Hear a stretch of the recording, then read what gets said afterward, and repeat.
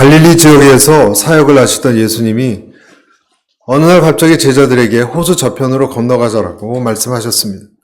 분명히 호수 저편엔 뭔가 하실 일이 있는 거예요. 그래서 복음을 전할 필요가 있기 때문이라 그러셨을 것입니다. 그래서 예수님을 태우고 이 배가 이 큰 호수를 건너가기 시작했습니다. 그때 예수님이 곤히 잠이 드셨고, 자, 여러분, 잠이 드셨어요. 근데 그 이후에 갑자기 폭풍이 다가와서 배에 물이 가득하게 되니까, 그리고 더 나아가서 배에 여러분 물이 가득해지고 폭풍이 다가오면 뒤집히면 죽습니다. 여러분, 바다가 폭풍이 불면 얼마나 무서워지는지 몰라요. 그래서 위험한 상황까지 이르렀다고 나온 거예요. 위험한 상황까지. 어떻게 이걸 설명해야 될까? 예수님을 모시고 가고 있는데 생명의 위협을 당하는 상황을, 그리고 비바람이 막 치는 것을 어떻게 설명해야 되는가? 분명히 예수님은 호수 저편에 가자고 이야기하셨어요. 그래서 제자들은 그대로 했어요. 아무 잘못 없습니다. 열심히 노를 저어 갔습니다. 그런데 그대로 했는데도, 순종했는데도 바닷바람이 거세지고 폭풍우는 막을 수가 없었고, 그리고 지금 큰일 나게 생겼다는 거예요. 예수님이 계시면 순탄한 항해를 할 수도 있었고 그렇게 명령할 수도 있었는데 왜 예수님은 주무시고 계셨을까? 그리고 이 위태로운 상황에 되니까 당연히 예수님을 깨우겠죠. 그렇죠? 일어나시라고 막 몸을 흔들고 죽게 됐다라고 했습니다. 깨웠어요. 그리고 예수님이 일어나셔서 바다와 파도를 꾸짖었다고 얘기합니다. 저는 이 말씀 묵상하면서 한편으로는 정말 다행이다 라는 생각이 들지만, 여러분, 또 한편으로는 좀 마음이 복잡해졌어요. 왜 그랬을까요? 네? 이런 본문을 보면 여러분, 묵상을 해볼 필요가 있어요. 좀 다른 각도로 좀 생각하게 됐습니다. 왜, 이런 질문이에요. 왜 예수님은 다 아시면서 깨우기 전까지 일어나시지 않았냐는 거예요. 예수님. 이렇게 제자들이 지금 장난하는 것도 아니고 힘들고 어렵고 괴로워하는 것을 모르지 않으셨을 겁니다. 여러분, 우리가 크리스찬으로서 힘든 이유가, 여러분 뭡니까? 우리가 힘든 이유가, 우리가 힘든 것은 내 상황도 상황이지만 내 상황을 그냥 그대로 방치하고 계신 하나님 때문에 그런 것 아닙니까? 맞죠, 여러분? 아시잖아요. 세상도 지으셨는데. 내가 지금 이렇게 당하고 있는데 왜 아무 일도 안 하시냐는 거예요. 왜? 하나님은. 배에 다 차서 긴장되고 정말로 뒤집혀질 수 있는 이 상황까지 왜 하나님은, 예수님은 뒤집히거나 말거나도 아닐 텐데 그렇게 태평이실까? 요 지점에 생각을 하게 돼요, 여러분. 왜냐하면 이런 사건들은 그냥 있는 게 아니라 다 우리한테 하나의 예로, example로 좀 보라는 거거든요, 여러분. 왜 이렇게 태평일까? 크리스찬들이 섭섭한 것은 하나님이 내 인생에 이런 여러 이슈들이 있잖아요. 문제들에 대해서 관심이 없어, 무관심해 보이는 것처럼 느껴지기 때문에 그런 것입니다. 왜 내 사정을 몰라주시나? 물론 예수님은 결국 일어나셨어요. 바람과 물결을 마치 사람한테 꾸짖듯이 꾸짖었다고 되어 있습니다. 그랬더니 어떻게 됐어요? 양처럼 순하게 잠잠해졌습니다. 참 기적이죠. 어떻게 이런 바다, 이런 자연이 예수님 앞에 양처럼, 순한 양처럼 순종하고 있는가? 사람들은 깜짝 놀랐습니다. 그래서 끝에 나오죠. 두려움과 놀라움 속에. 여러분, 자연이 순종을 했다니까요. 그러니까 도대체 이 사람이 어떤 사람인가? 충격을 받은 것입니다. 그리고 예수님이 너희 믿음이 도대체 어디 있느냐? 이 말씀이 여러분 중요합니다. 25절 한번 보겠습니다. 25절. 예수께서 제자들에게 말씀하셨습니다. 같이 그 다음에 읽겠습니다. 시작. 너희 믿음이 어디에 있느냐? 자, 예수님은 제자들에게 너희 믿음이 어디에 있느냐? 자, 오늘 이 말씀에 대해서 한 두 가지를 생각해 보고자 합니다. 너희 믿음이 어디 있느냐? 이 질문에 대해서. 자, 첫 번째. 내 안에 예수님의 질문이 이런 의미예요. 너희 안에 정말 그리스도가 있냐? 오늘 우리에게도 주시는 질문입니다. 예수님이 지금 배를 타고 같이 가고 계십니다. 주무시고 계셨죠. 하지만 여러분, 주무시고만 계셨지 배에서 내리신 분이 아니죠. 그렇죠? 엄연히 함께 타고 가고 계셨습니다. 그런데 이 제자들은 예수님이 깨어나지 않았기 때문에 내 상황을 몰라주고 무관심하다라고 잘못 판단했어요. 세상도 다스리지 못한다고 생각했어요. 이것을 깨우쳐 주는 거예요, 여러분. 중요한 부분 아닙니까? 여러분, 이 지점이. 그래서 성경이 오늘 우리에게 가르쳐 주는 건 뭐냐? 만약 내가 너와 함께 하고 있다는 것을 네가 믿는다면 너의 상황이, 환경이 그런 문제 때문에 여전히 염려만 하고 있다면 여러분 잘 들으세요. 너희 안에 나는 없는 것이다. 무슨 뜻인지 아시겠어요? 네가 나를 믿는다고 하지만 상황 때문에 그렇게 아우성을 치고 큰일 났다라고만 믿음 없이 한다면 너희 안에 나는 사실상 없는 것이다. 없는 것이다. 나의 껍데기만 가지고 있는 것이다. 주님을 옆에 두고도 이렇게 상황을 다스릴 수 있는 예수님을 신뢰를 안 하고 있다면 너희 안에 예수님은 없는 것이다. 여러분, 예수님이 지금 깨어 계신 게 아니라 주무시고 계셨어요. 왜? 일부러. 일종의 예수님이 없는 상황을, 부재 상황을 연출하신 거예요. 예수님은. 주님이 일하실 때뿐 아니라 일하지 않고 주무실 때에도 제자들은 예수님을 믿었어야 되거든요. 그것을 테스트하신 거예요. 그것을 보고자 했던 거예요. 여러분, 이것은 다른 것입니다. 다른 것입니다. 주님이 일하실 때뿐만 아니라 일하지 않아 보일 때에도 예수님을 믿어야 되는 것입니다. 아멘. 자, 좀 더 들어가겠습니다. 그렇지 않아 보일 때가 있으세요. 하나님 일하고 계시지 않을 때가 있습니다.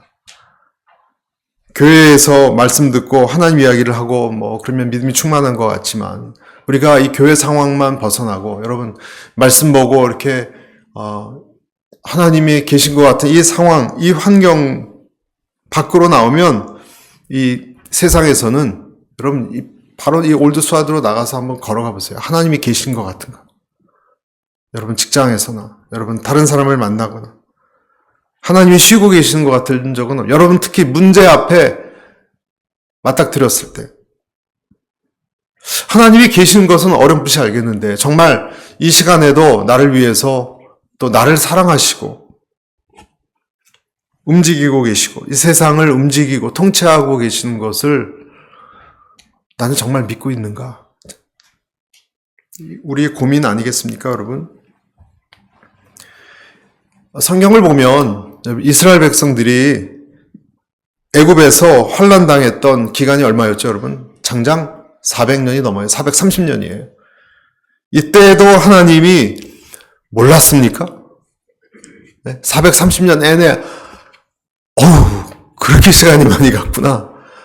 몰랐네. 그러셨습니까, 여러분?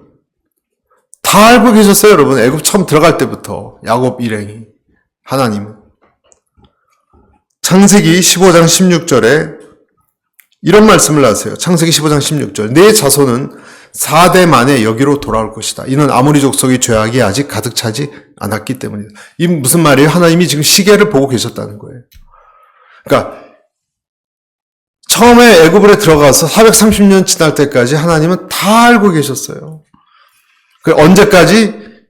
아모리 족속 죄악이 찰 때까지 어떤 기간을 정해놓고 하나님은 기다리고 계셨어요. 생각이 없는 것이 아니라 생각이 있으셨던 거예요. 그래서 때가 되니까 모세라는 선지자를 보냈던 거예요. 그 전에는 안 보내신 거예요. 여러분, 저와 여러분이 성숙할 때까지 하나님은 선지자를 돕는 사람을 안 보내세요. 때가 아직 안 됐기 때문에.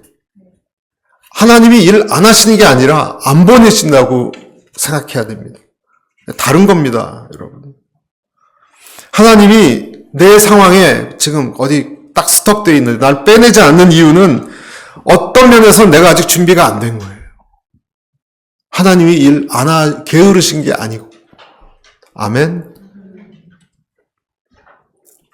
무덤에서 나왔던 나사로, 여러분 나사로 사건 기억나시죠? 죽었다가 3일 만에 살았던. 너무 늦게 도착한 것 같아서 마리아하고 마르다가 난리가 났습니다. 왜 이제 오시냐고. 예수님이 지각했습니까?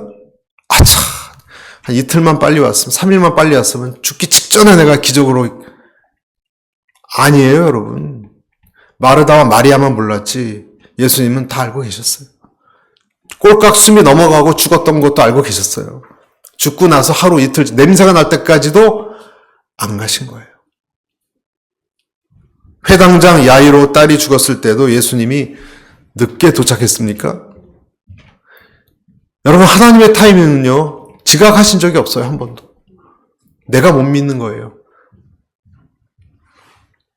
만약에 우리가 나의 일생에 또 뭐 전체 인간의 역사에 하나님이 관심 없이 무관심하게 바라본다는 생각에 사로잡혀 있다면 이 생각이야말로 이방인의 생각입니다.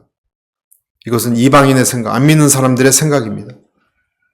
시계를 만든 사람이 시계를 이렇게 만들어 놓고 혼자 돌아가게 놔두고 나 어디 있는지도 모르고 그렇게 비유로 얘기했어요. 하나님이 그렇게 내버려뒀다라고. 정말 그렇습니까? 정말 시계를 만들어 놓고 혼자 뭐 기계가 알아서 돌아가겠지, 뭐 비바람이 치건 떨어지건 깨지건 난 몰라. 하나님이 그렇습니까? 여러분의 인생과 이 지구의 역사를? 그렇다면 여러분, 이런 말씀은 왜 나오는 거예요? 이런 말씀이 있어요. 히브리서 1장 3절에 그분은 그분의 능력 있는 말씀으로 만물을 붙드시며, 아멘, 붙드시고 계세요. 또 역대하 16장 9절에 여호와의 눈은 온 땅을 두루 감찰하사, 서베일런스를 한다는 거예요, 여러분. 다니면서 감찰하고 계세요. 360도 하나님이 감찰하사 전심으로 자기를 향한 자들을 위하여 능력을 베푸시나니. 그러니까 다 알아요, 여러분. 다 알아요, 하나님.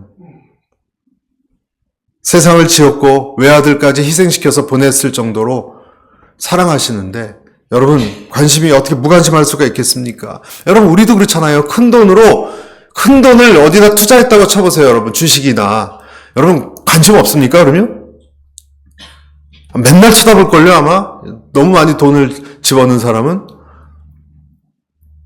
비트코인 요즘 막 떨어진다 그러는데, 비트코인에 돈 많이 투자한 사람은 신문만 보면 그것부터 보일 거예요. 내 온 것을 희생해서 독생자까지 보내서 구원하려는 이 지구예요. 이 세상이고 우리 인생인데 하나님이 관심이 없다고요? 안 붙드신다고요? 이방인의 생각이라는 거예요. 여러분이 기도하고 관심 있는 자식이 있다고 쳐보세요. 깨물면 정말 아프지 않은 자식. 여러분이 기도하고 눈물 뿌려서 간구하는 자식이 있는데 어떤 일이 일어나는데 여러분 관심 없습니까? 거짓말이겠죠. 만약에 이 세상이 하나님의 관심 없이 혼자 돌아간다면 제일 불쌍한 사람은 우리들이에요, 여러분. 정말 여러분과 저에게 하나님이 우리가 시험 들어서 안 믿을 때처럼 하나님이 나한테 관심 없다면 제일 불쌍한 사람이에요, 그 사람. 이 세상에 주인이 있습니다. 특히 나를 끔찍히도 챙기고 관찰하신 분이 있습니다. 근거 구절이 있습니다, 여러분. 이사야서 45장. 내가 나의 종 야곱, 내가 택한 자 이스라엘 곧 너를 위하여 내 이름을 불러 너는 나를 알지 못하였을지라도 내게 칭호를 주었노라. 내가 잘 정신이 없을 때에도 하나님은 나를 아세요. 그 다음 절, 나는 여호와라 나 외에 다른 이가 없나니 나밖에 신이 없느니라. 너는 나를 알지 못하였을지라도 나는 네 띠를 독일 것이요 해 뜨는 곳에서든지 지는 곳에서든지 나밖에 다른 이가 없는 줄을 알게 하리라. 나는 여호와라 다른 이가 없느니라. 이렇게 나를 이렇게 보는 분이 여호와밖에 없다는 거예요. 여러분의 부모도 여러분 자식도 여러분 항상 못 보잖아요. 여러분 배우자도 항상 봅니까? 길거리 가다가 위험한 일 당할 수도 있는 여러분을 끝까지 봅니까? 못 봅니다, 여러분. 우리는 배우자도. 나밖에 다른 신이 없다. 제가 알고 있었던 어떤 분이 계셨습니다. 몇 년 전에 제가 시카고에 있을 때. 어떤 이분이 아들 문제로 남편 문제로 매일 금식하는 것 같았어요. 하나님께 기도만 했습니다. 등이 휘도록. 진짜 등을 봤더니 약간 고추처럼 좀 휘어 있었어요. 맨날 이러고 기도를 하셨어요. 얼마나 기도를 했는지. 그 얘기 하세요. 밥을 먹으면 몸에 힘은 나는데 마음이 괴롭고 금식을 하면 힘은 빠지는데 마음이 평안하대요. 특히 아들 문제로 그랬어요. 아들이 저녁에 집을 뛰쳐나가서 사고 치지 않도록 간절히 기도했습니다. 왜냐하면 이 아들이 조금 문제가 있어요.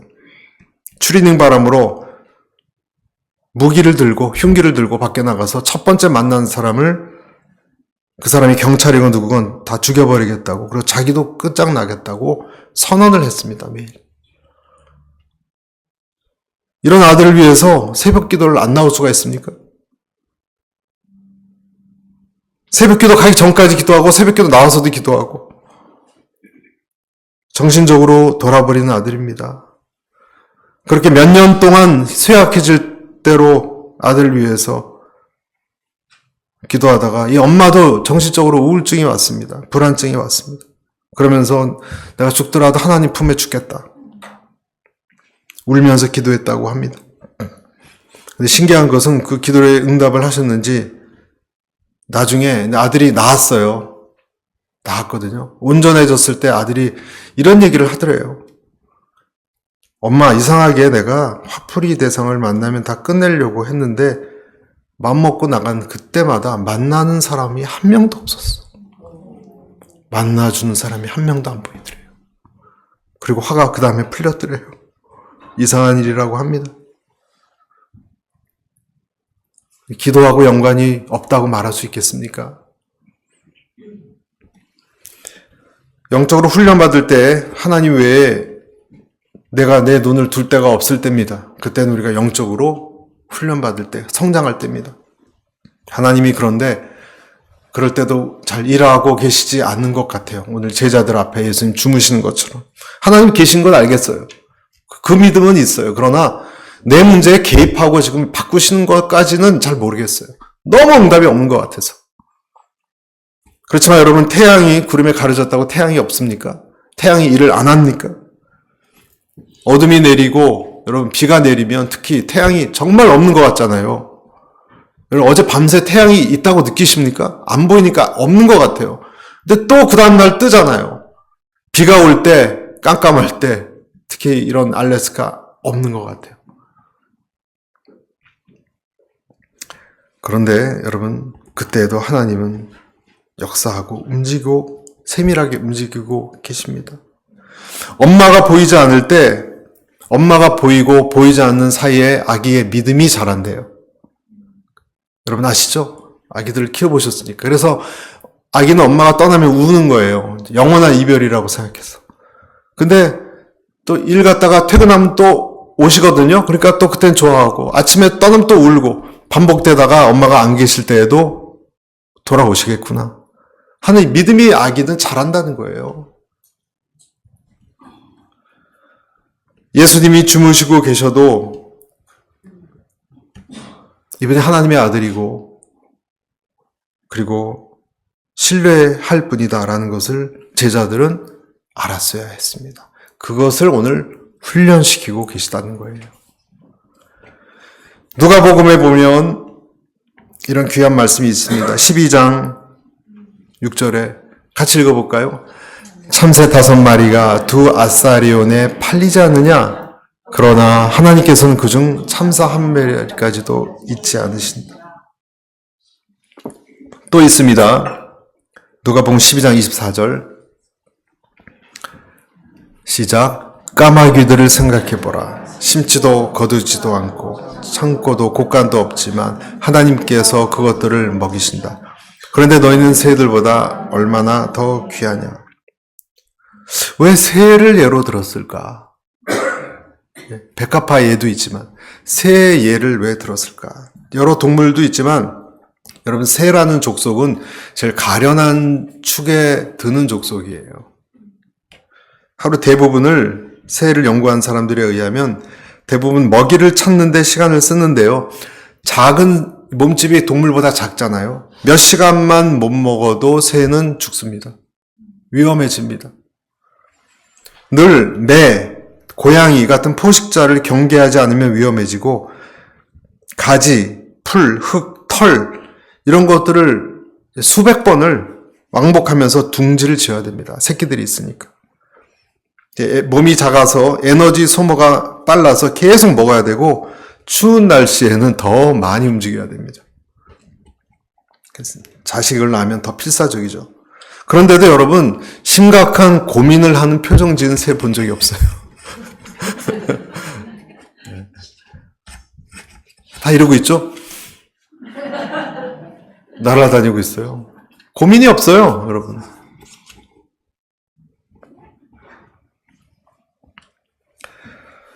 하나님께서는 우리가 앞으로 다가올 일을 생각하고 준비하라고 하셨지 염려하라고 하시지 않았습니다. 생리적으로 여성은 20세가 지나면 노쇠기로 접어들고 남성도 25세가 지나면 노쇠기로 접어든다고 합니다.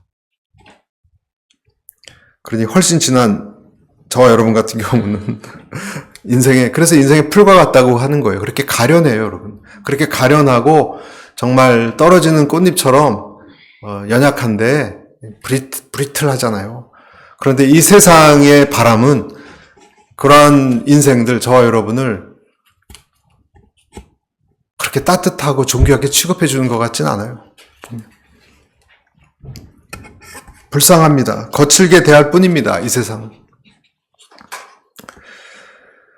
하나님 외에는요, 이 세상은 그 누구도 우리를 진정으로 원하는 것 같고 살포시 보살펴 주는 것 같진 않아요. 요즘 전 세계에 일어난 일들을 보면 더 그래요. 하루 몇천 명씩 죽는 게 우크라이나 러시아 전쟁이죠. 귀한 집 아들이고 아빠들이에요. 근데 파리 목숨 아니에요? 파리 목숨. 드론이 와서 그냥 총 쏘면 그냥 돌아가세요. 너무 쉽게. 전 그런 영상들이 나오면 못 보겠더라고요. 그것이 이 세상의 세파입니다. 죽어가는 어떤 남자가 있고 그 옆에 오래 알고 지냈던 사제가 있는 그림이 있습니다. 이거 진짜 기도를 드리는, 제가 그림을 하나 준비했어요, 여러분. 하나 예를 들어드릴게요. 죽어가는 남자입니다, 지금. 임종. 그 옆에 한 사람은 손가락을 가지고 뭔가 서명을 받아내려고 하고 있죠? 뭔가 전 재산을 교회에 바치라고 하는 어떤 유언장 같은 걸 겁니다.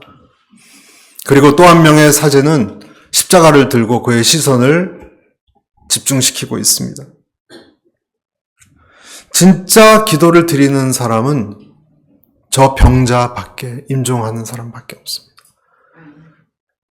여기서 이 그림을 펴하는 사람이 말하기를 뭐라고 얘기했느냐? 힘없는 손을 붙잡아 서명 받으려고 있는 사람, 유언장으로 십자가 들고 있는 그 사람, 인생을 마감되는 그 순간에 그 불쌍한 인생을 마주한 것은 구원이나 위로가 아니라 인간의 탐욕과 배신이었다. 그렇죠, 여러분? 종교도 그럴 수 있어요. 쇼펜하우어라는 철학자가 이런 얘기를 했습니다. 인간은 철저히 자기 이익에 따라 움직이는 존재이다. 인간은 본질적으로 타인을 사랑하지 않는다.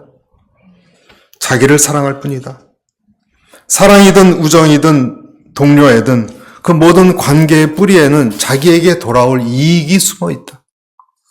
이익이 있다면 누구에게나 미소 짓고, 이익이 없다면 가장 가까운 사람조차 쉽게 외면한다.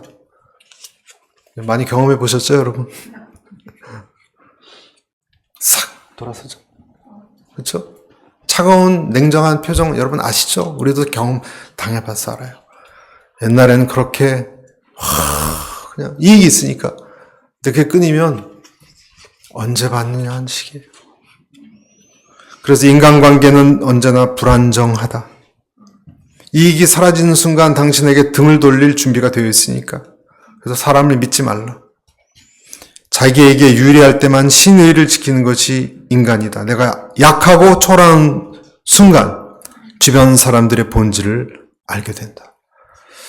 여러분, 비록 세상 철학자의 글이지만 어느 정도 진리입니다.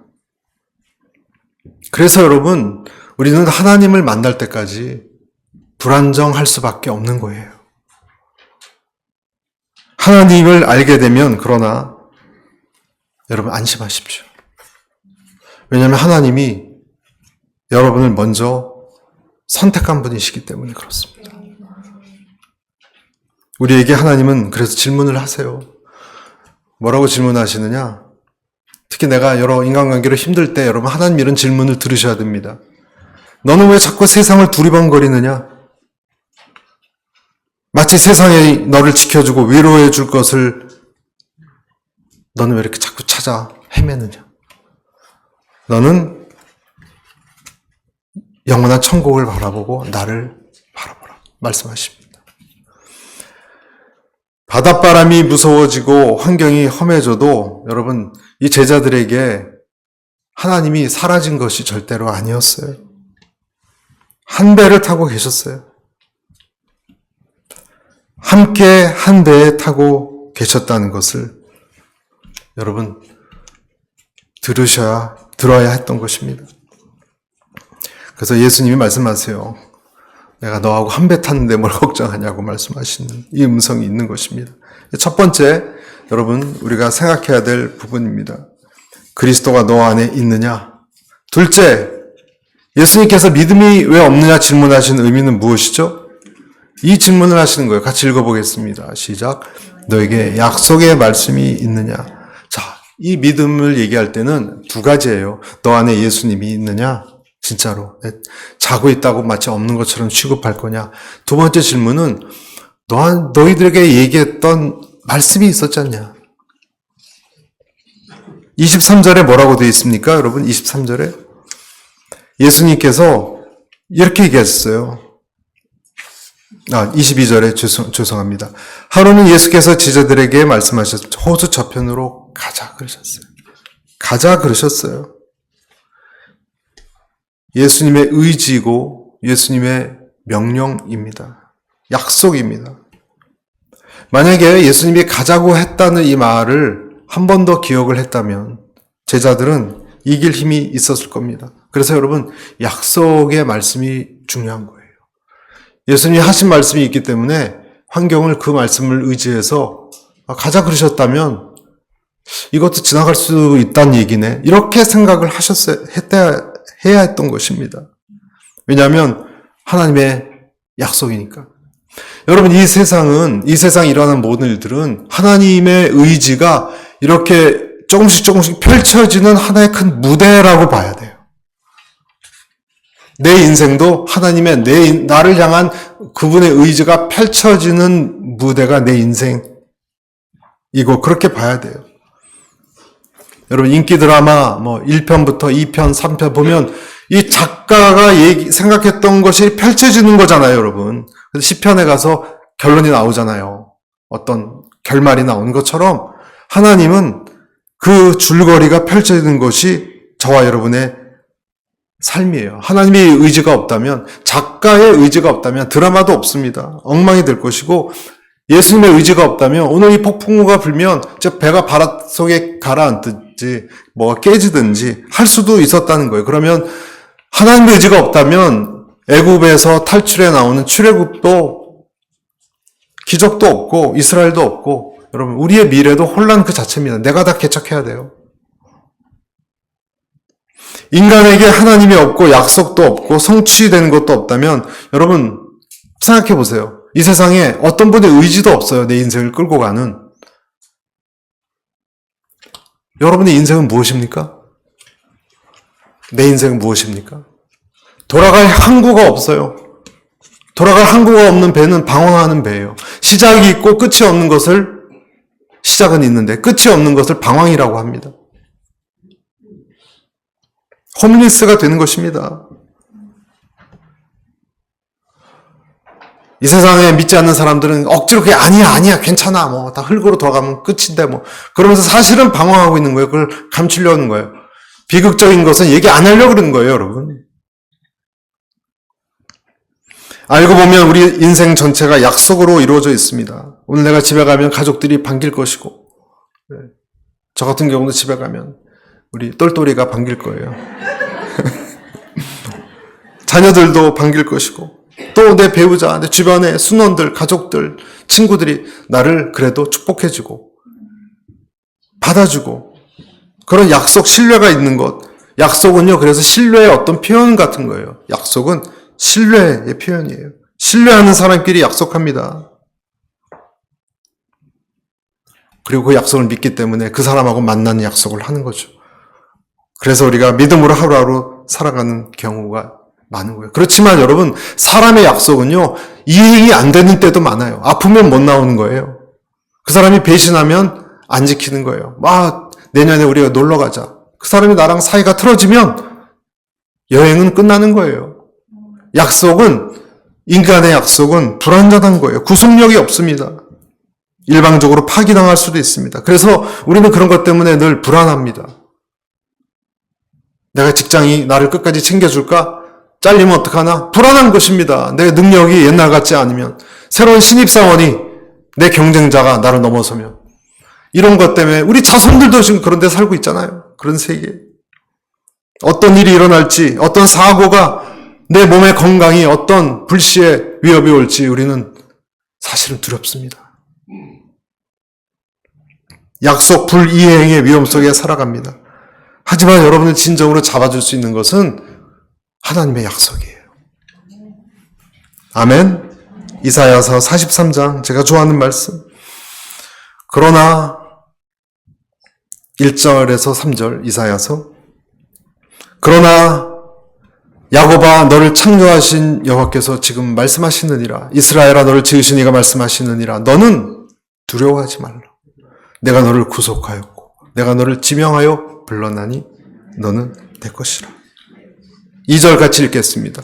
내가 불 가운데로 지날 때 내가 너와 함께 할 것이라. 강을 건널 때 물이 너를 침몰하지 못할 것이며 내가 불 가운데로 지날 때 타지도 아니할 것이요 불꽃이 너를 사르지도 못하리니 대저 나는 여호와 네 하나님이요 이스라엘의 거룩한 이요 내 구원자임이라.